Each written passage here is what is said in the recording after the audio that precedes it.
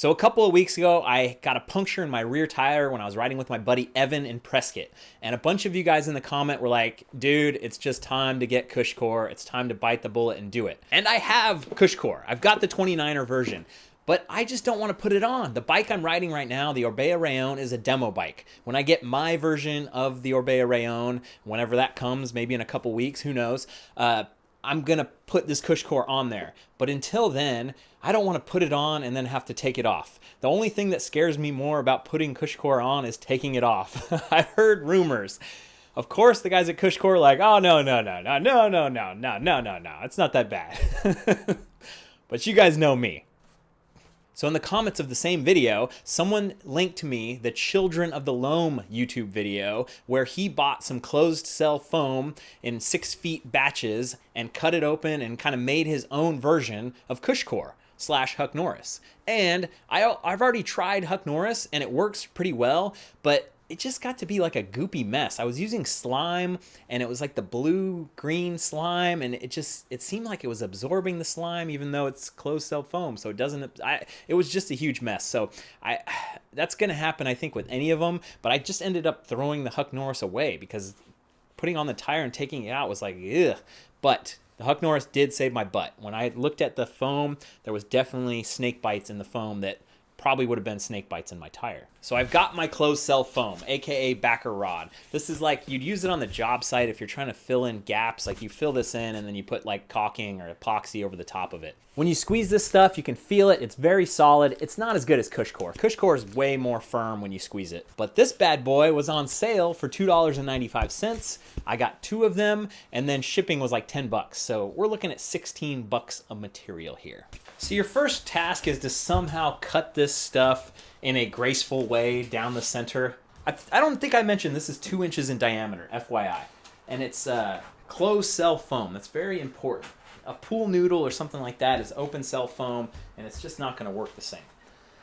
So in an attempt to cut this down the center semi-cleanly, I'm going to put it in between 2 pieces of scrap wood. I'm going to pull the knife through. And maybe it'll do good. I don't know. I don't know if I'm actually in the center. So for once, I actually did a dry run of this before I shot this video. And I found that this one came out about 60-40. And that's probably better to have 60% fat and then 40% the other piece just kind of less. Just buy a couple of these. You're going to need them. It's not going to go perfect the first time. And for all you guys that don't ever get flats and never puncture a tire and you've ridden for 20 years and never had a problem dinging a rim, we get it. Good for you. I'll see you on the trail. Shit. I'm a professional. If I get out of this with all my fingers, I'll be happy. My knife's not big enough. I thought this is the friggin' biggest knife I've got. Let me be done with it. Okay, 2 pieces. Oh. So even for all that self-heckling there, I think I've got a pretty good piece. This piece is a little thicker than the other piece, so I'm going to use the thicker piece to go for the install. Nice, beautiful chamfered edges there. I'm going to take the tire off the wheel now, and this is the plug that's been working so far since that puncture. Oh, a lot of sealant in there. I'm going to save it. Why let it go to waste? Where's the syringe? Can't find nothing in this thing. Is it worth it? Is it worth it? The tire is off. The valve core is out. The hub is spinning. So this was the practice run I did earlier, and I measured about 8 inches to make it completely seal, and I realized pretty quickly that you need this gap. You need the gap for the air to get through. So let's cut a piece 7 inches and add that on to our existing 6 feet. This is my kind of work. It doesn't have to be super exact. Okay, so that's the short one now.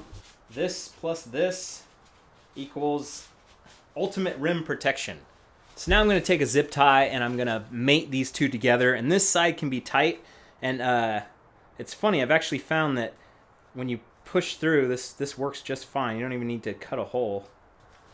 And I'm trying to leave a little bit of here, a little bit of meat, so if this gets pulled around, it doesn't just pull right through. Just pushes right through. I'll mate these up, and then I'll put this over here so it's a little more flush. Actually, I should probably have this end up here because this is going to be floating in the air, and this is going to be compressing on the rim. So let's switch that up.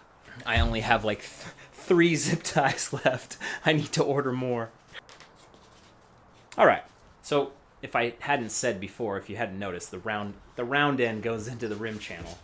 The stuff comes a little deformed because it's all wrapped up in a box when it comes, but it seems like it's gonna be okay. All right, so now we need to make sure we are lining the valve stem up with the open area. So I felt like I left a pretty good gap, but now it doesn't look like there's much gap at all. But that's okay because I can cut it down even more.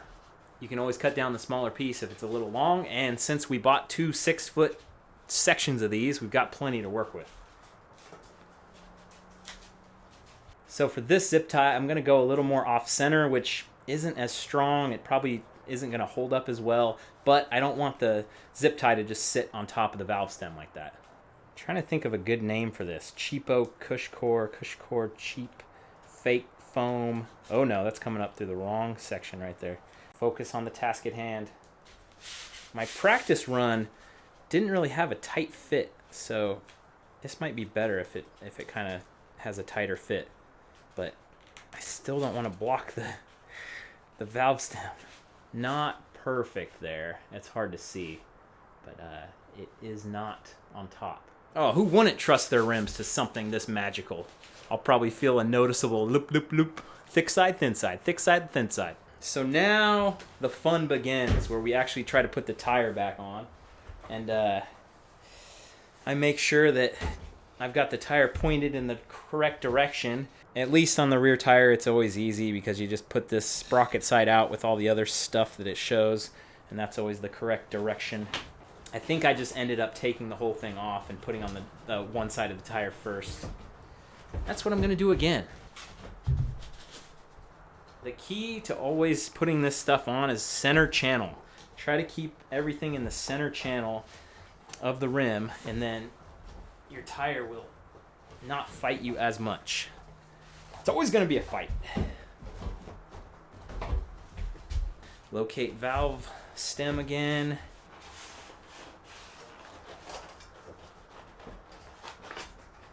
Nice and tight, feels good. Now another challenge is just getting the tire on. And what you'll find is that you need to kind of pinch it in and force the foam up a little bit. Force it out of the channel just so you can get the tire into the channel. I make no guarantees, I make no warranties. You're a crazy person if you want to try this. Oh yeah, no tire lever even needed. It's just that easy. That's my other favorite guy in the comments. I've never even had to use a tire lever on my tires. Now, another challenge, getting it to seat. So on my practice run, I wasn't able to get it to seat unless I used the air compressor, and I had to take out the valve core at that. So if you don't have an air compressor, you might be out of luck on this one. But, you know, maybe just fill it up with sealant, see what happens. This is my little garden tubing rigging to make my own little inflator. Can you hear me? Easy. That was just to set the bead. Once I took off the inflator, all the air came rushing back out, but now the tire is seated in. I can put my sealant in, and then I can air it up once again.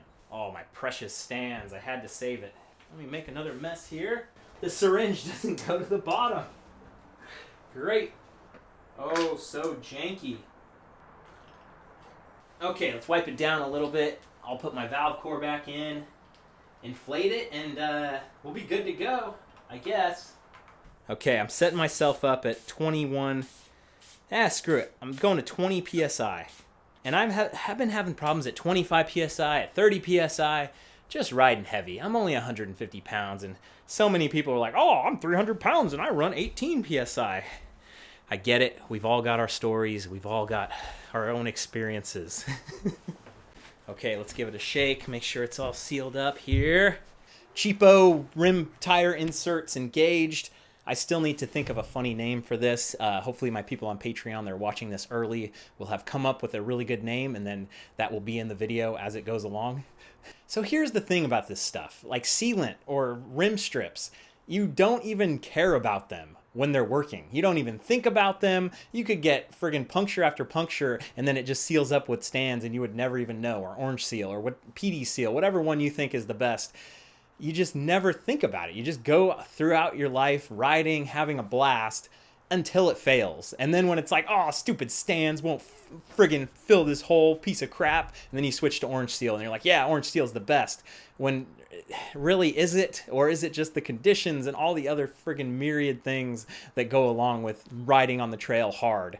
So I'll put this to the test. I will check in with you guys eventually. Maybe it'll be on a live stream. I don't know if it'll be its own video. It's kind of probably not enough. Maybe when I install the Cush Core, and that will probably be on a live stream because it'll take at least 10 hours. I'm giving the Cush Core guys a hard time. I'm sorry. So hopefully it works. Once I pull these out, when I send the bike back, we will see how many dings we have. We'll see if there's, any problems. I weighed it. It was 53 grams. That seems pretty good. I don't really care too much about that stuff. So take your life into your own hands. Put one of these in your tire. Give it a go. And thanks for watching, you guys. I'll see you on the trail.